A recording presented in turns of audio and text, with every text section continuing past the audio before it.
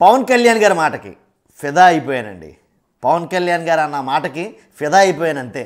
ఎందుకంటే ఆంధ్రప్రదేశ్లో అనాథ పిల్లల సంఖ్య 9,008 మంది ఉన్నారంట.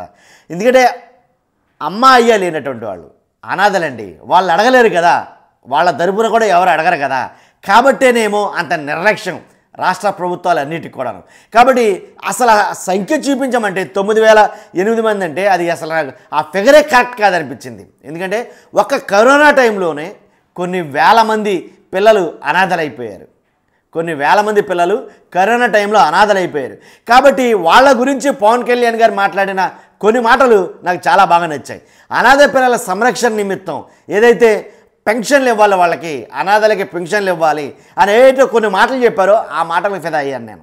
కాబట్టి నిజంగా ఇది ఈ కార్యక్రమం కనుక అమలులోకి వస్తే చాలామంది అనాథ పిల్లలకి ఆసరాగా ఉంటుందని నా అభిప్రాయం. ఎందుకంటే గత ప్రభుత్వాలు చూసుకున్నా, ఇంతకు ముందు చూసుకున్నా, కేంద్ర ప్రభుత్వాలు చూసుకున్నా అనాథ పిల్లల విషయంలో మాత్రం ఒకంత అలసత్వం అయితే ప్రదర్శిస్తూనే ఉన్నాయి. ఎందుకంటే ఎలా చెప్తున్నానంటే 2023-24లో మహిళా శిశు సంక్షేమ శాఖ గుర్తింపు చేపట్టింది ఆ కార్యక్రమం. కానీ మిషన్ వాత్సల్య కింద కొందరికే సాయం అందుతుంది.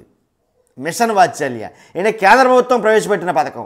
ఈ మిషన్ వాత్సల్య కింద కొంతమందికే సాయం అందుతుంది, అందరి అనాథాలకి సాయం అందట్లా. కాబట్టి నెలకు 4,000 రూపాయలు చొప్పున ఆర్థిక సాయం ఇస్తుంటారు. ఇందులో 60% కేంద్రానికి, 40% రాష్ట్రం వాటా ఉంటుంది.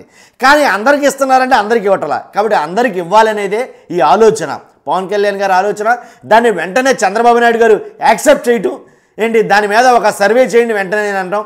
తర్వాత దాని మీద సర్వే చేస్తే కొన్ని నివేదికలు ఆల్రెడీ గతంలో ఉన్న నివేదికలు చూసుకుంటే కనుక ఏదైతే సెర్ప్ కానీ మెప్మా కానీ ఇలాంటి వాళ్ళు తీసినటువంటి నివేదికలు ఏవైతే ఉన్నాయో వాటి ప్రకారంగా చూసుకున్నా సరే 9,008 మంది ఉన్నారని చెప్పేసి ఒక లెక్కలు అయితే వచ్చినాయి. కానీ అది కరెక్ట్ లెక్క కాదు, మళ్ళా సర్వే చేయండి అనేది కలెక్టర్ గారిని ఆదేశించడం జరిగింది. మళ్ళీ సర్వే చేస్తున్నారు. ఆ లెక్క అంతా తేలితే కానీ ఎంతమంది ఉన్నారనేది ఒక అంచనాకైతే రారు. కాబట్టి ఉన్న ఎంతమంది అయినా సరే అనాథ పిల్లలకి 4,000 ఇచ్చే కార్యక్రమం కానీ దానికి తోడు రాష్ట్ర ప్రభుత్వం 100% దాన్ని ఇంప్లిమెంటేషన్ చేస్తే కనుక చాలా సక్సెస్ఫుల్గా వాళ్ళకి అందుతాయి అన్న అభిప్రాయం. కాబట్టి అంటే గత ఏడాది 6 నెలలకు సరిపడా 24 కోట్ల బడ్జెట్ మాత్రమే కేంద్రం నుంచి విడుదలైంది. సరిపోదు. అది 6 నెలలకు ఒకసారి, 3 నెలలకు ఒకసారి ఇస్తే సరిపోదు. ఎవరికి ఇచ్చినా ఇవ్వకపోయినా అనాథలకు మాత్రం 100% అవసరానికి తగ్గట్టుగా వెంటనే విడుదల చేయాలని నా అభిప్రాయం. కాబట్టి నిజంగా అందుకనే నేను పెట్టిన థంబ్నెయిల్ కూడా అదే. పవన్ కళ్యాణ్ గారు ఈ మాట మాట్లాడటంతో రాజకీయాలన్నీ పక్కన పెట్టేస్తాను. ఈ మాట మాట్లాడారు కాబట్టి నేను ఆయన మాటకి ఫిదా అయిపోయినాను అన్నాను. కాబట్టి మీ అభిప్రాయం ఏంటి ఖచ్చితంగా కామెంట్ రూపంలో తెలియజేయండి.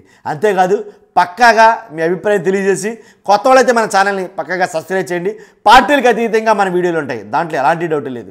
చూస్తున్న మీరందరూ కూడా ఖచ్చితంగా ఫస్ట్ అయితే లైక్ చేయండి. లైక్ చేస్తే ఎక్కువ మందికి ఇన్ఫర్మేషన్ షేర్ అవుతుంది, నాకు కూడా మోటివేషన్గా ఉంటుంది.